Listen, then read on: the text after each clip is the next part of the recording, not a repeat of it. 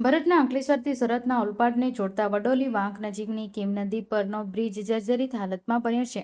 Gambhira bridge દુર્ઘટના બાદ સરકાર દ્વારા તમામ બ્રિજોની ચકાસણીના આદેશ આપવામાં આવ્યો છે.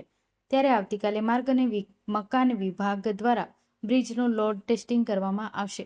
વજનદાર ટ્રકને બ્રિજ ઉપર ઊભી રાખી ડિજિટલ મીટરના માધ્યમથી તેનું લોડ ટેસ્ટિંગ કરાશે. સુરત અને ભરૂચ જિલ્લાને જોડતા વડોલી હાંસોટ રોડ ઉપર આવેલો કીમ નદીનો બ્રિજ જોખમી સ્થિતિમાં છે. 70 વર્ષ પહેલા બનાવવામાં આવેલા આ બ્રિજ બંને જિલ્લાના લોકો માટે મહત્વપૂર્ણ માર્ગ છે.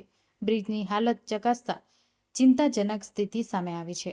હેવી વાહનો પસાર થાય ત્યારે બ્રિજ નીચેથી સિમેન્ટના પોપડા ખરે છે.